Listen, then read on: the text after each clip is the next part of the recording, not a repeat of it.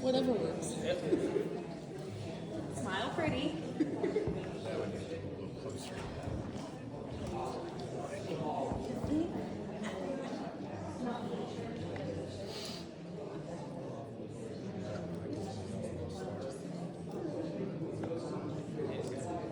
Welcome. Thank y'all for being here today as we discuss Pastor Jabe's new book. Some of you I know have read it, some of you haven't yet, some of you are part of the way through, and I'll just speak on his behalf to say thank you for supporting him. And let's thank Jabe for his vulnerability and sharing his story with us.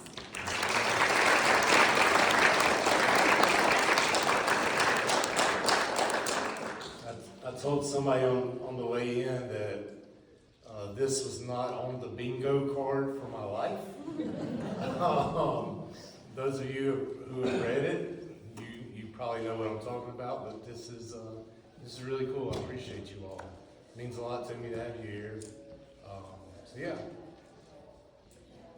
Brian and I have come up with some questions we're going to work through, and then we'll open the floor to all y'all. Don't shout bingo at any point during Unless you get bingo. I haven't done. The first question I wanted to ask is, you shared in a letter to our church family that writing the book has left you more spiritually fit than you've been in years. How does that feel? It feels really good, and I hope that it comes through in our interactions with one another, and then as we encounter each other through my duties and responsibilities as senior pastor here, that I am feeling more spiritually fit as a result of the process, and then as a result of being confronted with the truth over and over and over and over and over and over again through the process. It's kind of strange, really, that I was describing it to someone last week that what the book calls me to do spiritually was get back to the basics of where I first began my spiritual journey. And so it was kind of like taking a step back in time 20 plus years ago to where I was when I first really started feeling my spirit awaken. So the book process took me back there, and I was never more spiritually fit in my life than I was then. I had a great yearning, a hunger to have that void that was inside of me to be filled by something, and it was God. And the book process broke me down to the point to where I had that void again, and the only thing that could fill it again was God. And so in a lot of ways, I'm back to being, in terms of spiritual practice, spiritual disciplines, spiritual hunger, I'm back to where I was 20 years ago, and it feels strange, one, because we never really think about regression as being a positive thing. We usually think about going back to a way you were previous as detrimental. We only think about progress as something that has to always be growing. In terms of my spiritual development, the book calls me to go back, and it's been the best thing. So yeah, that's how I feel. Yeah. Thanks for sharing. Yeah. This might be somewhat related, but I'm curious, we're on the other side of this process of the book. What is something you know now that you wish you would have known when you started the process of writing? A whole lot.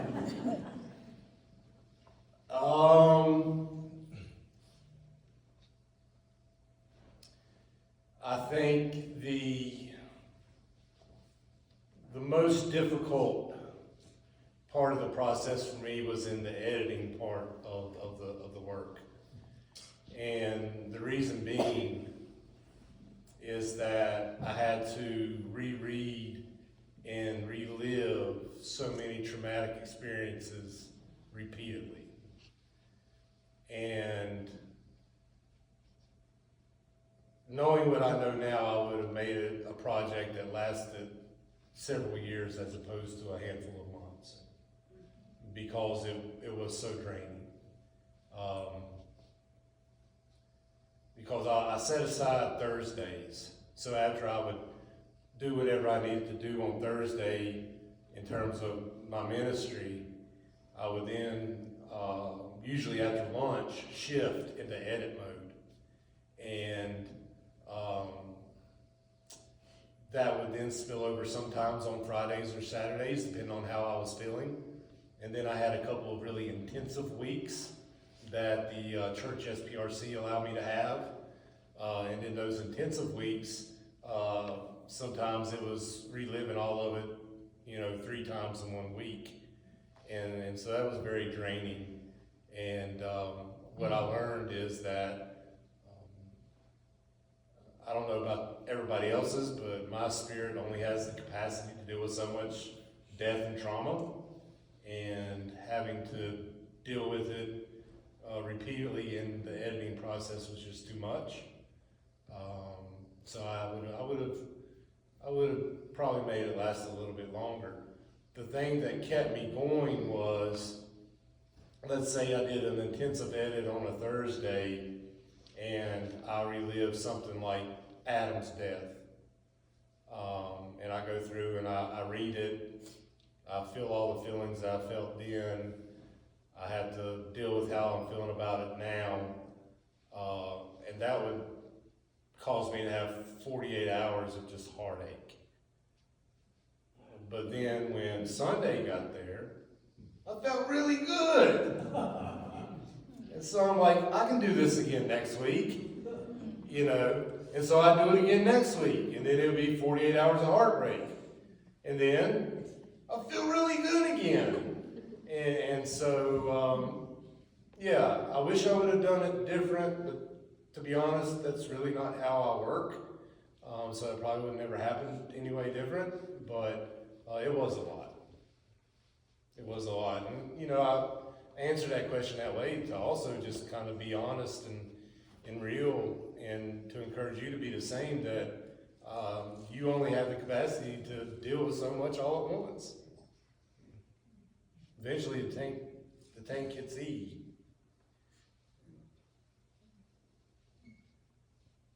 Brian, you came up with our next question. Do you want to ask that? So in reading your story, your emphasis on grace, especially the way in which grace doesn't always show up in the ways that we think people deserve or don't deserve, or things happen the way they should, to whom and when.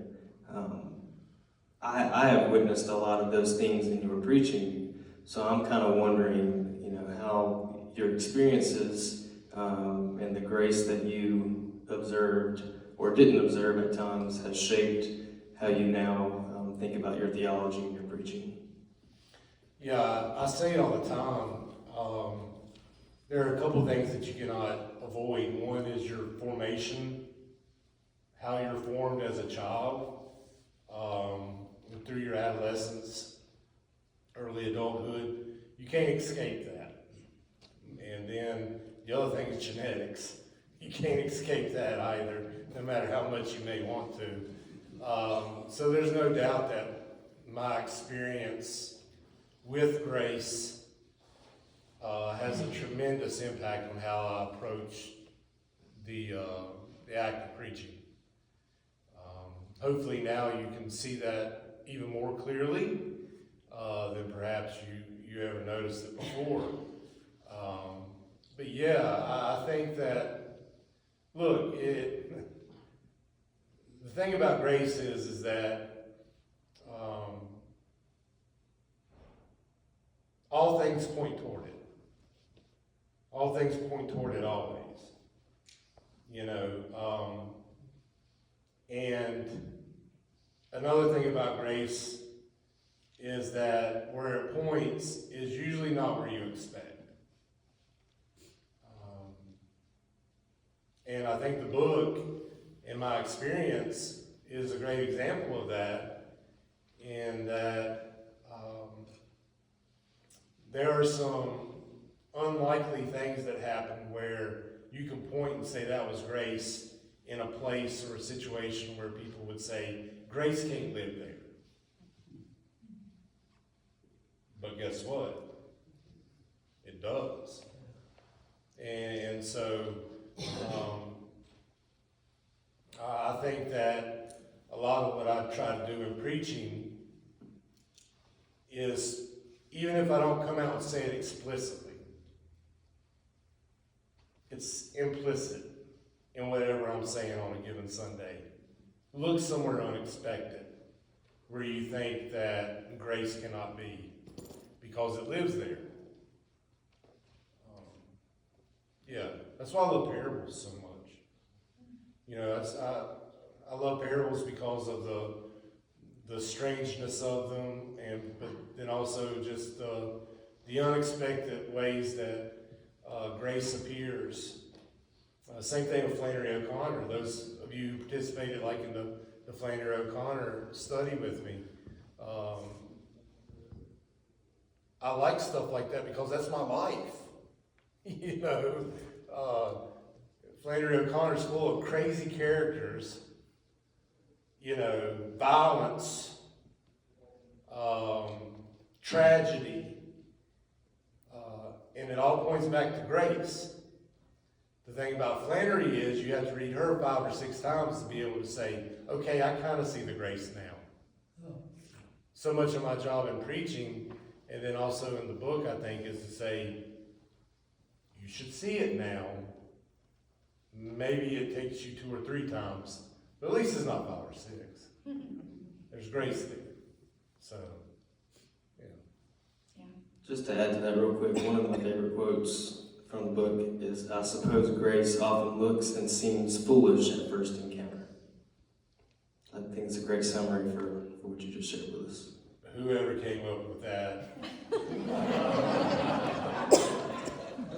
It was me? Wow. There's grace. Good stuff. Yeah. No, it does. It's very foolish. Very foolish. And that's the nature of it. That's the nature of it. I mean, look, we can spend a lot of time just going through the Gospels and looking at places in the Gospels where people have encounters with grace. And I can point out to you, as we go through those, what's foolish about it. A lot. A lot. And a lot of those stories, it's foolish. Those are the types of things that in our formation, we usually don't have pointed out, but I think we should, because life gets foolish sometimes. We make fool decisions. Tragedy happens. You know, I can go on and on and on about grace and its unexpected nature and how it can come across as foolish, but I don't want to take away from what I'm sure is going to be a really good question. It sure is. So, and it's a good segue from the grace question, because like you said, you know, sometimes you have to look a little harder to see it, and other times it kind of smacks you in the face. And one of the times it smacked you in the face was on the road to Elliston. And I've heard a couple of people say, so I might be stealing one of y'all's Q&A time questions, but tell us the story of the road to Elliston and whatever else you might want to share about that experience. Does anybody know where Elliston is? Man, Chip, you know where Elliston? You know where do you know where Shawsville is? Okay, so Elliston is a suburb of Shawsville.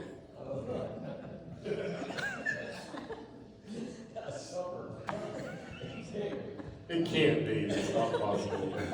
Elliston's on the other side of Shawsville.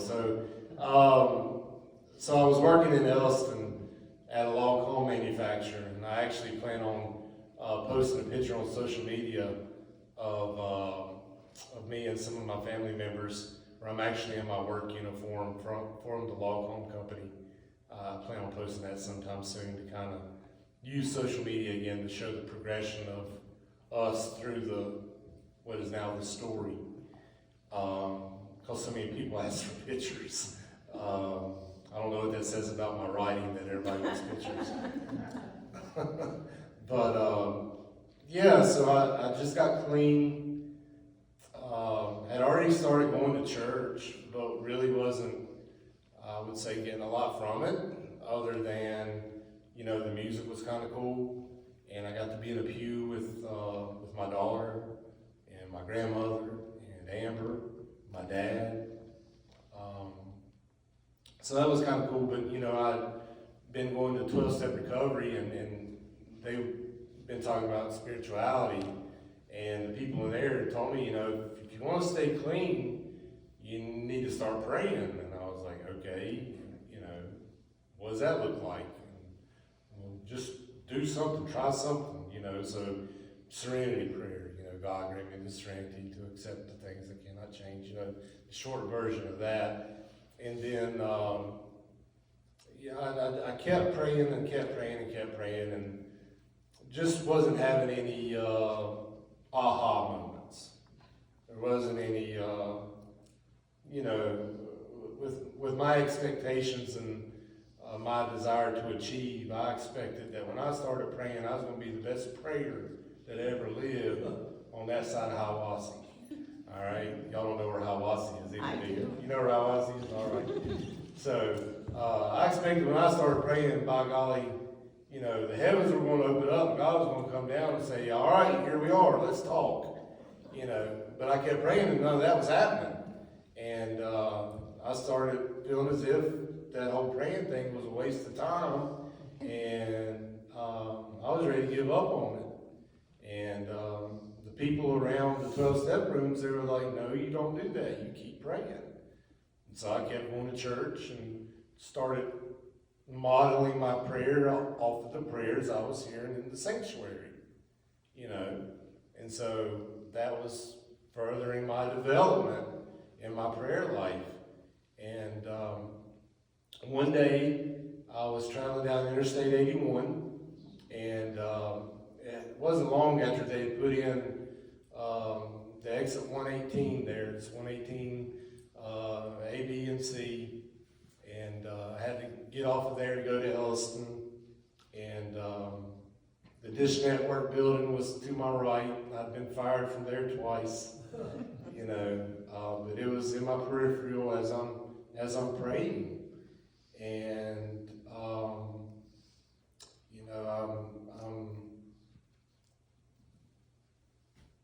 I'm just doing my best in that moment just to communicate where I am, how I feel, and my desire for God to just tell me that this isn't a waste of time. For God to say, okay, here's that moment you've been wanting. And guess what? God said, okay, here's the moment you've been wanting. So I heard that voice that's not my own, communicating to me in that moment. And much like what Paul experienced on the road to Damascus, where he asked, who are you, Lord? And he heard, I am Jesus, the one you have been persecuting. I heard something very much akin to that. I am Jesus, the one you've been going and singing about, the one you've been saying you're not so sure about, the one you've been sitting in the pew listening about, but still not so sure about. And I wept. I wept uncontrollably. So much so that I probably shouldn't have been driving. It was that profound of a moment. And it changed the whole course of my life. Because after that, my spirit truly came alive, had what we call a spiritual awakening. And for me, so to be clear, not everybody has a profound spiritual awakening. For most of it, it's a subtle thing. For me, if it were not profound in that moment, I would not have been patient enough to wait on the subtle because I was still sick. I was still sick. I needed that profound to energize me to do the next right thing, so that this journey could continue to where we are today. And the problem with me, with my addict tendencies, is I then spent a lot of time and effort trying to get God to talk to me again. Because I felt that high, that profound moment in which I wept like that. It was like, oh, I got to feel that again, you know. And so I dealt with a lot of disappointment and not feeling it until I felt it again. And then it was the same thing. It took me a while before I came to be okay with the subtlety. So these days you'll hear me talk about the subtleness of it way more than you hear me talk about the profoundness of it. Because the subtleness of it is far more common. And I would go so far to say, I've been shaped more by the subtle encounters than I have the profound. The profound saved my life and set me on the path. The subtle's kept me on the path and helped me to grow. But yeah, that was the road to Elston. I wasn't on a horse. Nobody actually knows that the Apostle Paul was on a horse either. We say that he got knocked off his horse, but I don't know that there's any evidence that he was actually on a horse. Who's to say? Yeah. I forget what vehicle I was in at the time. I might have wrote about it in the book. I don't know, but Not a horse, though. not a horse, definitely not a horse. But yeah, it was, like I said, it was the I don't know how else to put it other than it was like Paul's moment on the road to Damascus. It was very much like that. We talked some about your own process of writing the book and what it has done for you spiritually. And I know you spoke of this some in the beginning, but I wonder if you could flesh out now what you hope that your readers will take from reading your story. Yeah, so when I wrote it, I put in the introductory kind of remarks. What do you call that thing again? Preface. Yeah, I put in the preface, the preface. You'd be surprised how many people that was the first thing they want to talk to me about, was that. But I guess it's the first part of the book, so it's okay. But so the hope was that one, it could communicate hope, because I do feel as if it is a story of hope, even though I'm uncomfortable with it being such. Other people convinced me that it was worth doing for that reason. If it were up to me for the hope reason alone, I probably would not have done it had it not been for the encouragement of others. Then there's the part of wanting the stories of my friends and my family to live on long past our years. And, you know, for those of you that have finished it, you know that a lot of those people have been already gone a lot of years. By golly, they're alive again. People are talking about them. Their names are being said. I got a message from my friend Adam's cousin, his first cousin, Paige. And, you know, that hope of telling the story so that people like Adam could live on in the memory and imaginations of others, it's happened. And that alone was enough for me.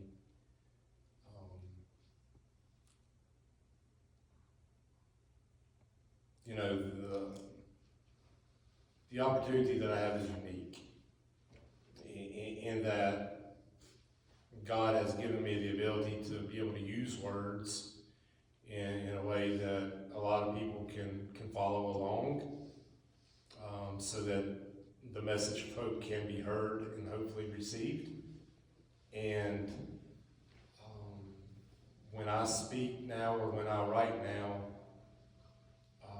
it's not just me speaking, but it's people like Adam and all those who I was brought up with, because they no longer have a voice. A lot of them lost their voice, over 20 years ago. Adam lost his voice 18 years ago. So I take that seriously, and I think it's one way that I cope with my survivor's guilt is in taking upon the work of telling the stories, because for whatever reason, grace intervened in my life where it did not intervene in the lives of others. And so now there's this calling upon my life, this impetus placed upon my life to tell those stories because I still have a voice. And so until I reach the end of words, then it's up to me to tell. Because if I don't, who's left to?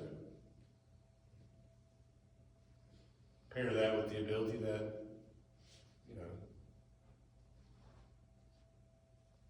God gave me just enough communication skills that it works, and heck yeah.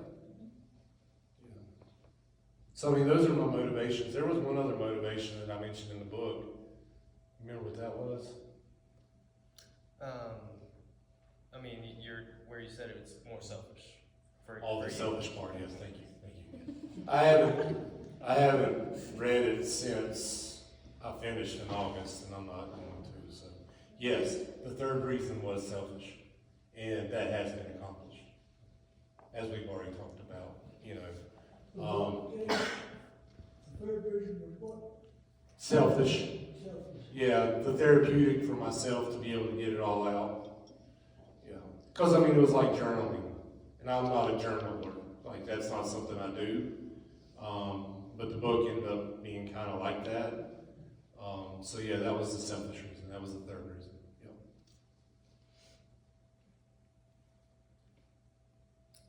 I think the book does give a lot of hope to people who either can see themselves in your story or come from a totally different world and had no idea that people so young struggled with so much, yet then they can also look at you now and see God's redemption, even in spite of all of our own bad choices and fallenness and addiction.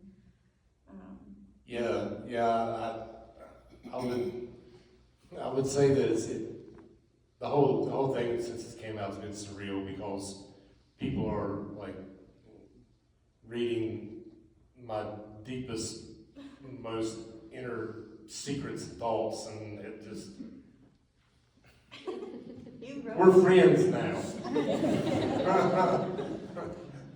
I've paired up with my soul to you. Your turn.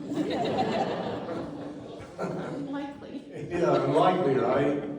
But, I had two people in 1 week tell me how one in my golf group who does not go to church here and one who does go to church here, both telling me about children of theirs, both who live in the state of Colorado, who are reading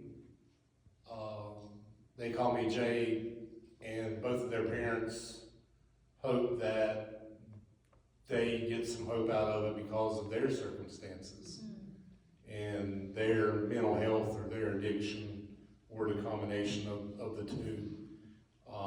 So yeah, just hearing Colorado from those two people, and even if the children, they're both adult children, who read it, even if they don't actually find hope in it. Right now, their parents have hope for them, and they're reading it because they know me, and one, they can't believe that it's true, you know, and two, because they do know me, then they think, oh, my kid can actually get out of this 20-year funk they've been in, you know, and get the help they need, and so on and so forth. So even if the hope is not fully realized by the one who needs it the most for their own life, then someone closely connected to them is able to have that hope.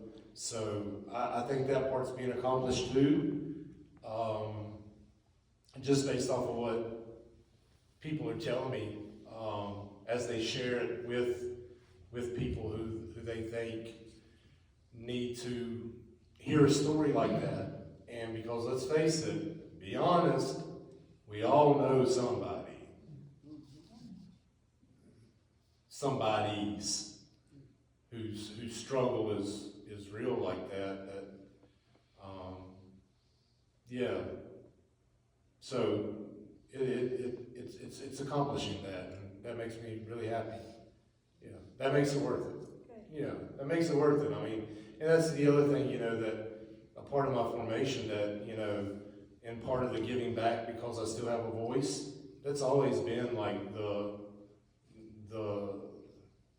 motive, is if I can share any of my experience to where just one person finds 1 hour of freedom from something that weighs them down that they would not otherwise find that freedom from, then whatever I need to do is worth doing. That's kind of been my approach to it because I was saved.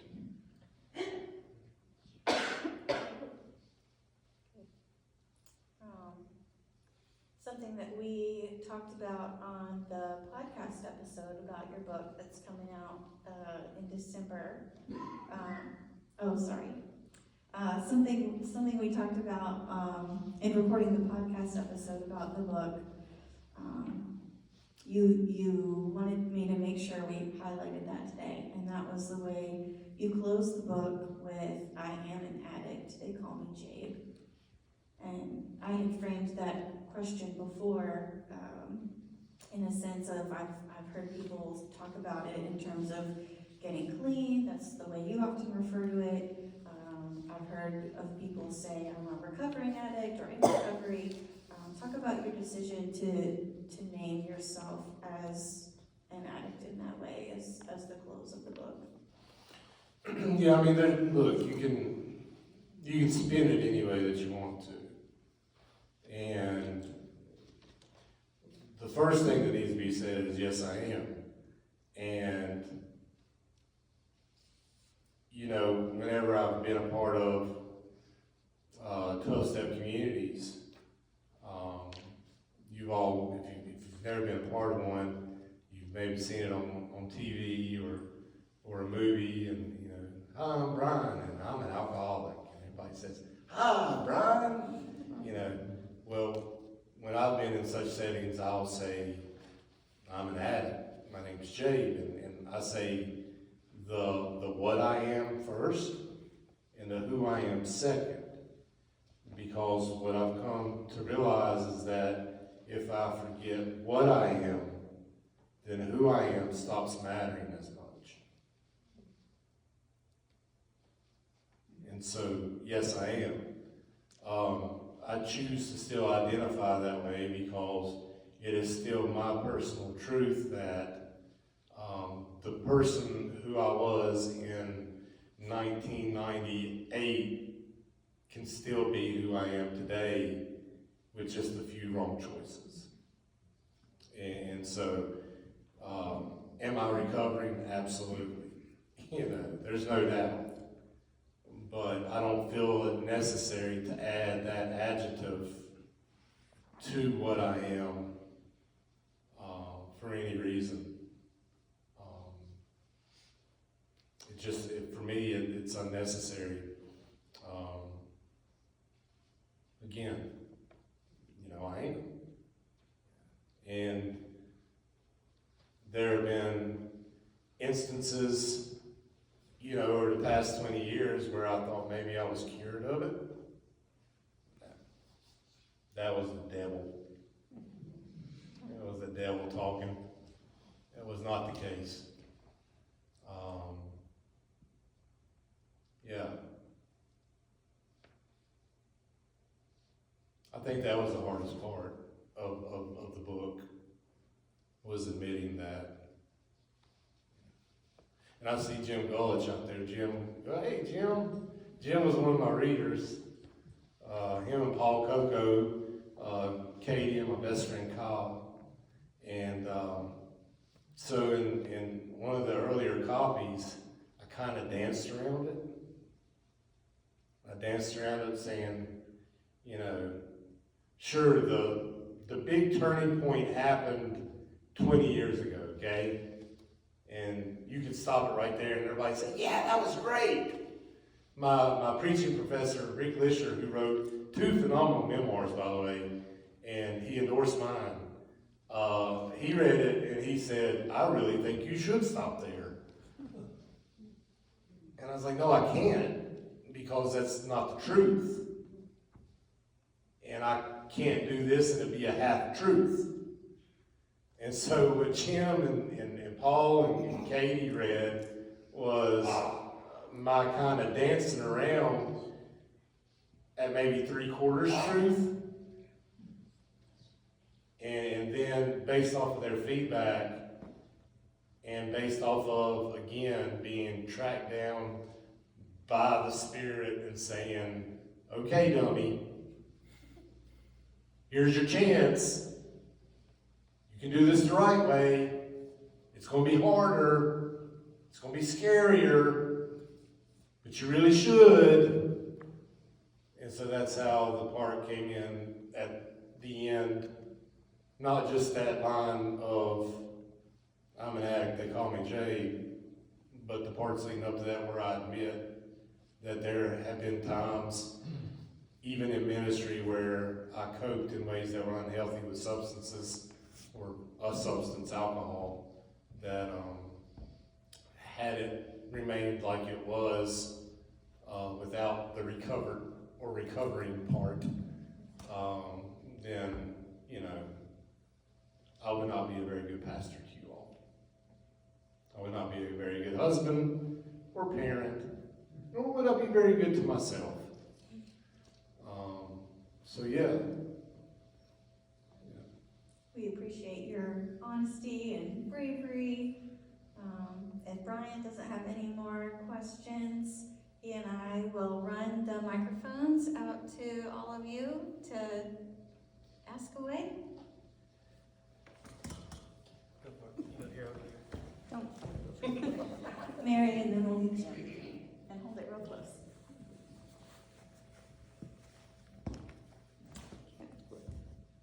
I can't ask you yet. Okay. It's okay.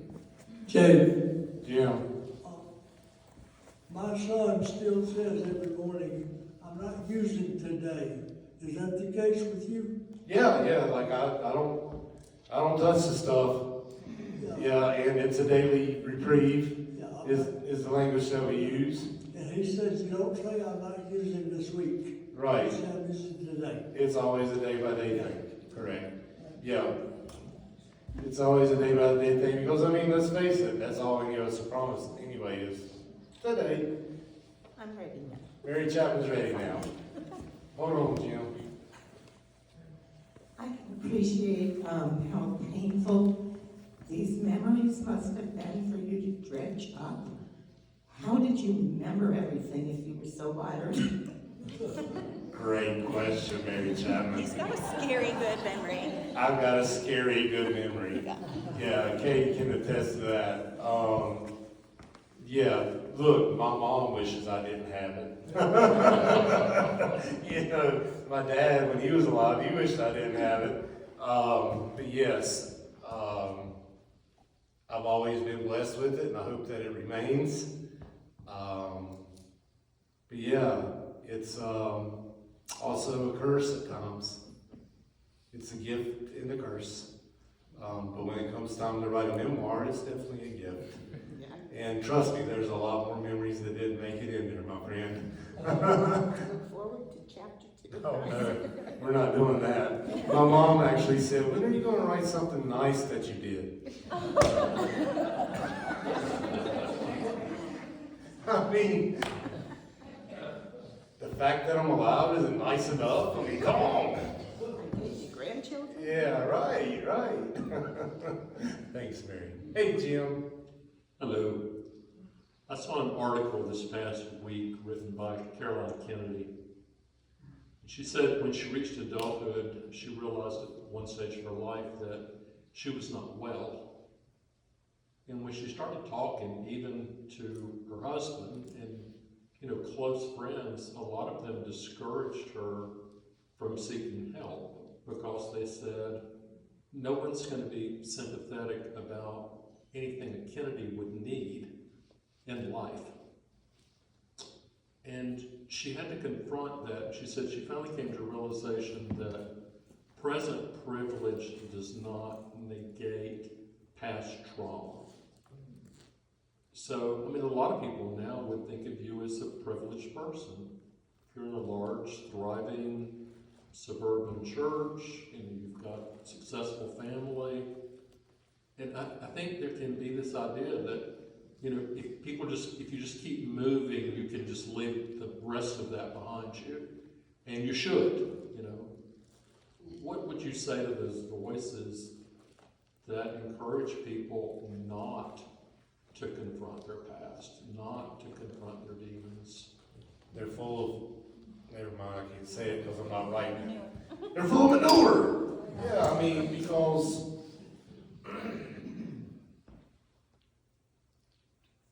we're all unwell. It's just to what degree are you unwell? We are all in varied states of unwell. I 100% agree with everything that you just pointed out, that she points out, and how people would easily assume that there is no need then because you are now at a place of privilege.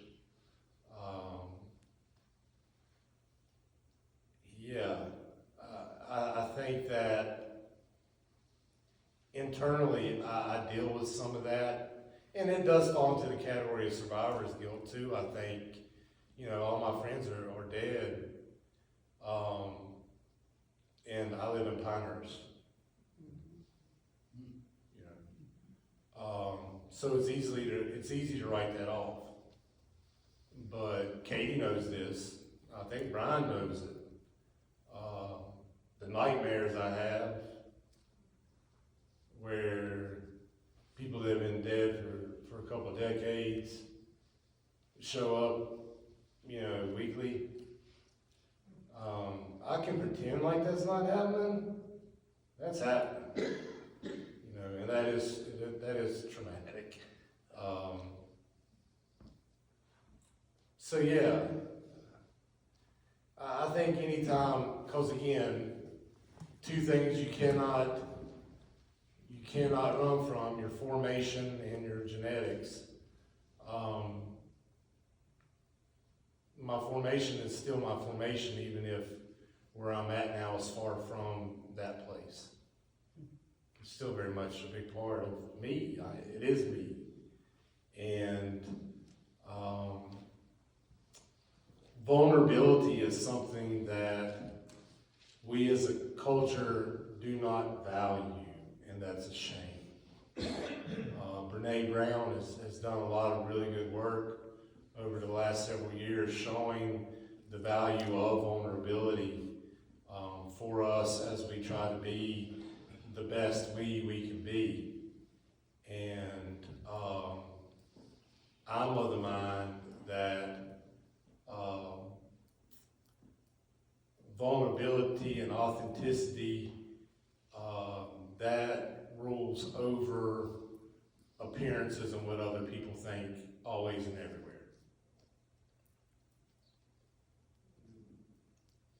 For many reasons. Yeah.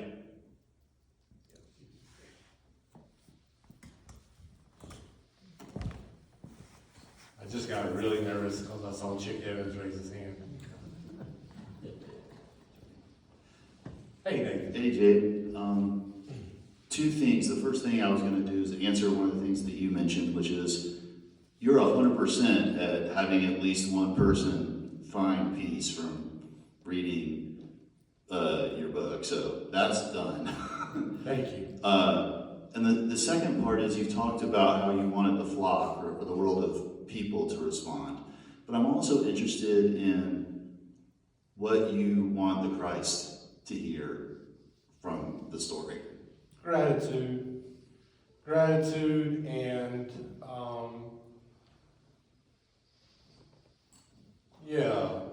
obedience. I want God to see me living this part of my life out as an act of obedience in response to what God did for me that I could not do for myself. That's what I'm going for. Knowing that I have fell short so many times, even with great opportunities, I've fallen short so many times. Where I'm at right now is one in which, you know what, and I think a lot of this happened when my dad died. It was like, you know what, you got one shot at this. How you want to do it? You want to play pretend? You want to tell the truth? You want to put on airs, or do you want to, model for those who you are in contact with as a leader? Do you want to model what vulnerability and risk-taking and obedience looks like? And through no power of my own, I picked the latter. Again, through no power of my own, that grace part. Because if it's left up to me and me alone, I'm going to go hide in a corner somewhere. I'll see you when I feel better in a few months. But because of grace, I can pick the ladder and say, today I choose obedience and vulnerability. You should too. Because you've only got one life. And it's going to end. One day it's going to end. What do you want to do with it now? Pretend's no good. Pretend is false.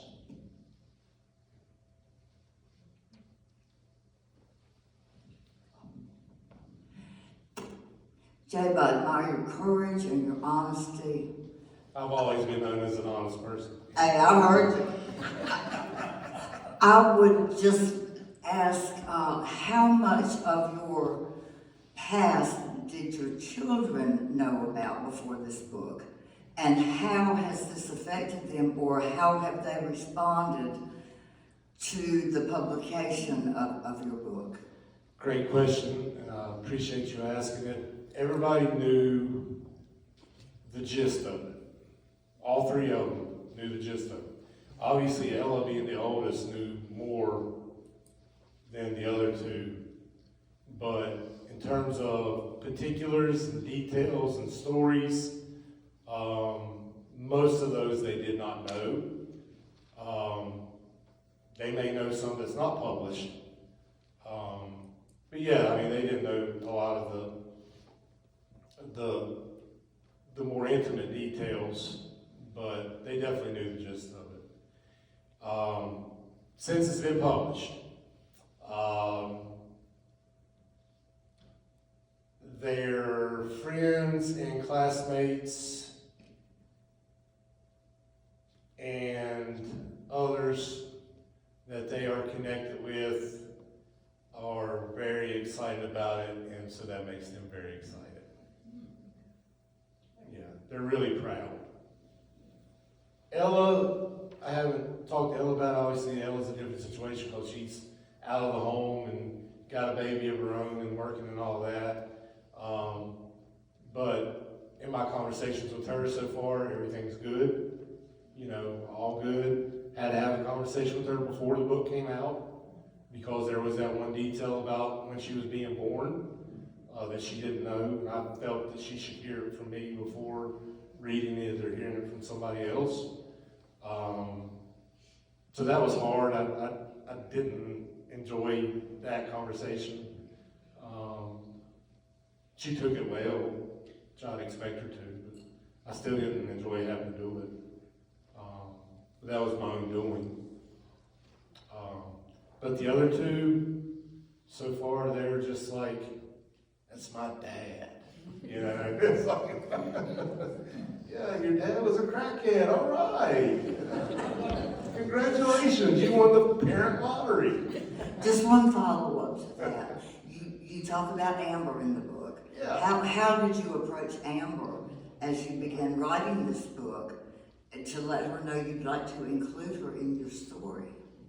Yeah, so Katie read the very first thing that I ever wrote, her and Kyle, my best friend Kyle Burrows. In the very first things that I wrote, which was nowhere near what you see today, it was not very good.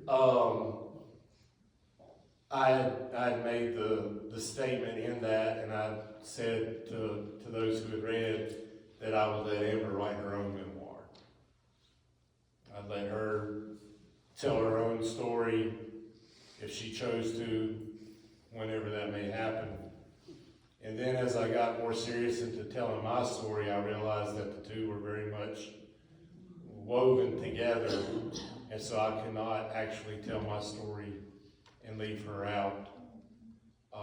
So I approached her and told her that, you know, this is where I was at with it, and asked her if she was okay, and she basically said, heck yeah. And I said, are you sure? And she said, heck yeah. And I said, are you really sure? And she green-lighted it. And then I wrote all those hard parts that she and I lived through together. And for the two of us combined,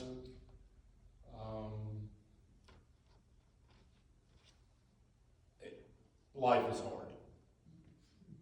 I admire her so much. Life is hard, and she is very resilient. So I finished writing it before some of the later reads and edits, and I gave her the manuscript, and I said, this goes no further. If you don't want it to go further. And she read it, and she said, publish it. And she's reading it again right now. Yeah. She's really happy with the note I wrote her, I think. I fell asleep the night that I left it on her dresser with the little personalized note inside of it. And I think I actually heard her say, "Oh," when she opened it. Yeah. No, it was a lot of bravery on her part, more so than me, because her allowing me to do it takes way more bravery than me doing it, because she's relinquishing the version of events to my memory and giving me that control of the narrative. That's way more brave than me telling my own story. Hi, Chick. Hey, two-part editing question for you. Since the book went to press in August, have you said to yourself, or as Amber said, hey, why didn't I add this to the book?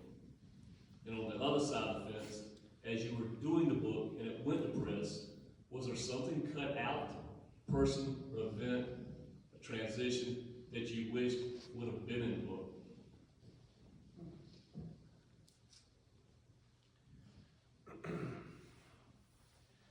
I don't think there's anything that I would have removed.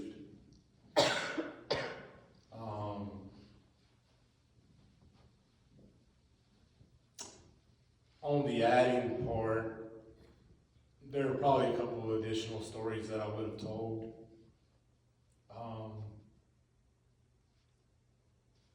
I would have said more in a couple of the chapters than what I said. And I think that maybe I cut a couple things short because it was hurting a little too much. That again, if I would have took more time to put it all together, then maybe I would have said more.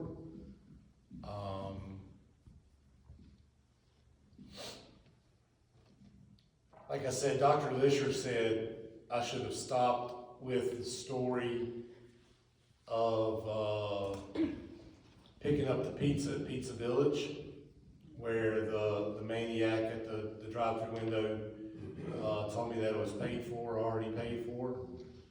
He said right there is where you stop, because that's salvation. Grace coming to you in an unexpected way, and it's already paid for.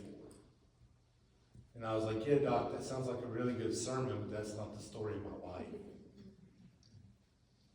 I wish from that moment, actually encountered to what he suggested, I would have fleshed out more from that point forward.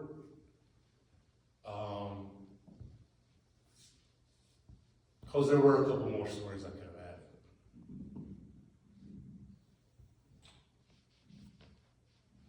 But you also have to understand that it was a very delicate balance in trying to communicate everything to show the need for the grace, and then show what the grace looked like, and then show the need for more grace, and what that looked like. And I was trying to keep everything in balance through all the different seasons of my life, so much as possible. And so maybe those couple extra stories would have gotten it a little out of balance, maybe. Maybe not. Maybe it caused it to be more in balance. But I'm sure those are stories that have come up at some other time in some other setting too. But yeah, I could have went on and on and on. And I'm going to call out Katie here. Katie wanted me to say more on a lot of the horror stories. She called it her morbid curiosity. She wanted me to say more and go into more detail about some of the craziness. And look, I can. Like, there's a whole lot more I can tell you, some crazy stories about some crazy stuff that I lived through. And yeah, and part of me wanted to, but I think Paul Coco, who was another one of my readers, was the one who kind of pulled me back from doing some of that to not get bogged down in the war story and get to the hope a little bit sooner.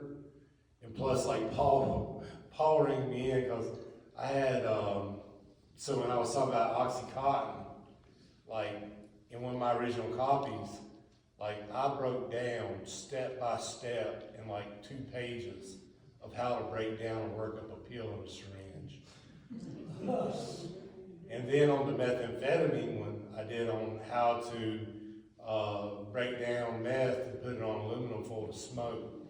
And like I had it broke down step by step, and Paul was like, Jabe. You've qualified enough. People believe you. Do not allow this to be used as a how-to. And so I removed it. But yeah. And you included that in the book. That I put the parentheses, yeah. Those have been removed because Paul was like, Jay, don't forget, the youth group at your church will be reading your book. Here's the parts that we got. Pride goeth before the fall. Yeah,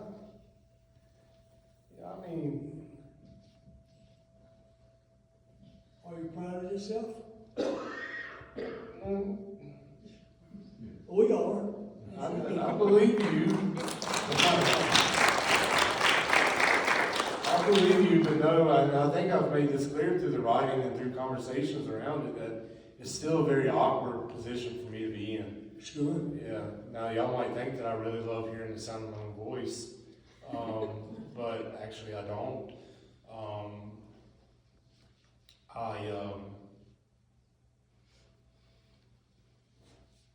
I like winning, I like achieving, I like doing the next right thing. Believe it or not, I really don't enjoy praise that much. And, you know, not to sound cliche, but like any praise that would come my way, like I don't deserve because of grace. All I did was, you know, respond just long enough to still be here. Plenty of instances where, you know, were it not for grace, that would not be the case. And, yeah, I talk about deserved there in the beginning. What's deserved and who deserves what, and God saying no comment whenever asked. Well, explain that one to me, you know. See, I'm still uncomfortable with it. And I don't know that I'll ever not be uncomfortable with it.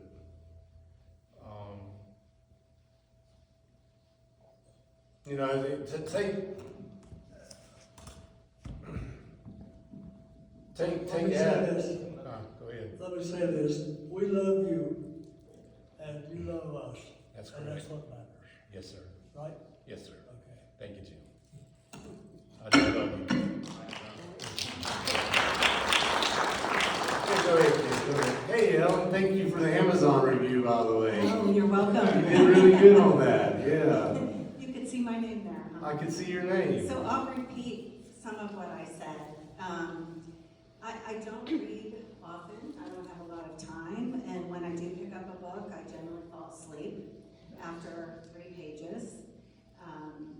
I read this book in 2 days, and I skirted all of my responsibilities, sometimes as a mother, a wife, an employee. I enjoyed it that much. So I want to thank you for writing your story. Yes. I don't really fall asleep really early, like 9, 10. She was up till 1, 2 in the morning. I was like, hey, no, where'd that come from? So it's kind of neat. Thank you. Some of this is just comments, and some I do have questions, but my mother right now is terminal. She's in hospice, and her brother has been trying to encourage her to write a book about her life story, and she's getting upset about it.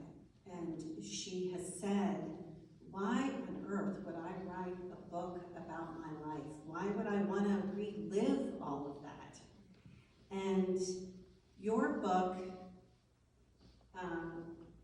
helped me see what that could do, the hope that comes from that, the recognition of gratitude and redemption, and it really moved me, and I can't wait to see her again and tell her a little bit more about it. So thank you. And then also, you talked about when writing the book, you said this at the beginning, it filled the void that only God could fill. And in the book, you said you grabbed your MacBook after your father had died, and you started writing. And in reading that, I said to myself, wow, he must have really been filled with the Holy Spirit, and I wonder how long it took him to write the book. So really that's my question is, before the book, were you planning on writing a book? And then how long did it actually take you once you started writing that down? Yeah, so to clarify, the book was in process when my dad died. The thing came to completion in that moment where I grabbed my MacBook. After that moment, I would say that I was completely done within 3 weeks at that point. the entire process. And again, my writing process is different than most people's. It's different than Katie's. When she writes sermons, I can tell you how long it's going to take her, and I will tell you that a tenth of that. Jim wrote his novel and he worked on character